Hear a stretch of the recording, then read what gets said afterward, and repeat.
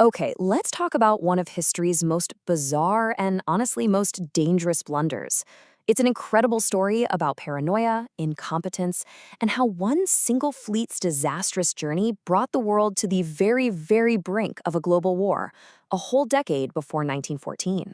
So, picture it. The year is 1904. Europe's great powers are all tangled up in this complicated web of alliances. Far away, Russia and Japan are locked in a pretty brutal war. And right in the middle of all of this, one mistake, just one single event in the North Sea, threatened to light a fuse that would ignite the entire continent. So, what was this catastrophic, world altering mistake? Firing on a fleet of Imperial Japanese torpedo boats? No, not even close. The mistake was the Russian Baltic Fleet opening fire on a group of completely unarmed British fishing trawlers. Yeah, you heard that right. So the question is, why on earth would they do that? To get to the bottom of this, we really have to look at what actually happened that foggy night out at sea. Okay, so try to imagine this. It's just after midnight on the Dogger Bank, which is this patch of the North Sea about 60 miles off the English coast. Visibility is terrible. Suddenly, these massive Russian warships flick on their searchlights, they light up a group of small vessels, and then they just unleash a torrent of shells. For 20 solid minutes, they bombard what they were convinced was the enemy. The result of this so-called battle was just a tragic mess. The British fishing fleet, which was called the Gamecock Fleet, lost 2 men, had 6 more injured, and one of their trawlers was sunk. But here's the really crazy part. The Russians, in all the chaos, actually started firing on each other.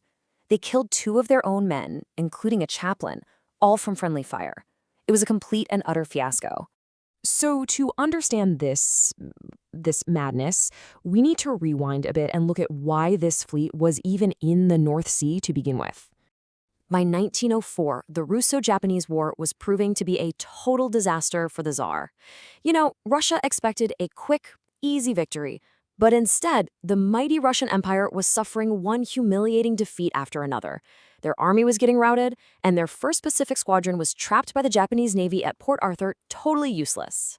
This desperation led to an absolutely incredible plan from the Russian government. They decided to send their Baltic Fleet, which they renamed the 2nd Pacific Squadron, on an 18,000-mile journey all the way around the world. The mission? Save the day, rescue Port Arthur, and completely annihilate the Japanese fleet. The pressure on them was just immense. But here's the thing. This fleet was a catastrophe waiting to happen long before it ever fired a single shot. I mean, just look at the state of this fleet. The ships were old, they were constantly breaking down. The crew wasn't made up of seasoned sailors, no. They were mostly farmers and factory workers who had literally never been to sea. And what's worse, revolutionary ideas were spreading among them, which meant discipline was terrible. And fueling all of this was a constant stream of bad intelligence and wild rumors about Japanese torpedo boats supposedly hiding everywhere along their route. And this is the crucial point. This paranoia came directly from the top. The commander, Admiral Rajastvenski, issued this explicit order. It essentially created a shoot first, ask questions later policy for the entire fleet. The whole thing was just a powder keg of fear and incompetence, sailing right into one of the busiest shipping lanes in the entire world. As you can imagine, the attack on the fishermen, which the British press immediately called the Russian outrage, sparked a massive international crisis. See, Britain was not a neutral party here. It actually had a formal alliance with Japan, so an attack on British civilians was seen as a direct act of aggression.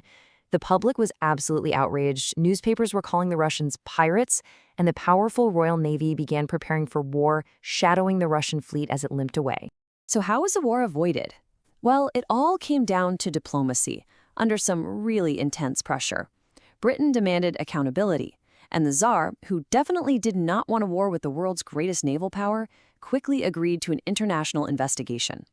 A commission met in Paris, and a diplomatic solution was finally hammered out. In the end, Russia accepted the blame. They paid £66,000 in compensation to the fishermen and their families. It was a formal apology that, along with the official inquiry, allowed both sides to back down without losing face. It was a very, very narrow escape from a catastrophic war.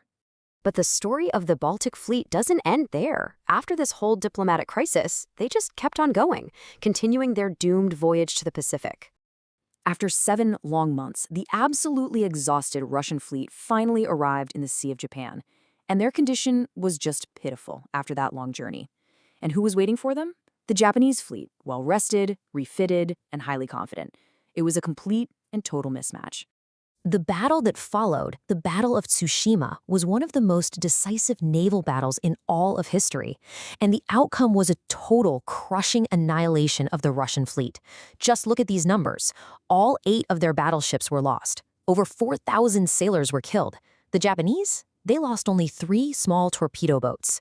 The incompetence we saw at Dogger Bank was really just a preview of this final disaster. So why does this bizarre incident and the doomed voyage that followed still matter today? What can we take away from it? Well, the ripples from this were enormous. In Russia, the national humiliation was a major factor in sparking the 1905 revolution, kind of like a dress rehearsal for 1917. For Japan, the victory announced its arrival as a modern world power and really fueled its imperial expansion. And for Europe, the whole Dogger Bank incident was a chilling demonstration of just how quickly the alliance system could drag the entire continent into someone else's war. Which leaves us with a final thought, right? Was this whole episode just a strange, almost comical one-off event? Something born from pure incompetence and fear? Or was it a warning? A chilling preview of the hair-trigger tensions, the massive miscalculations, and the complex alliances that would plunge the entire world into the First World War just 10 years later?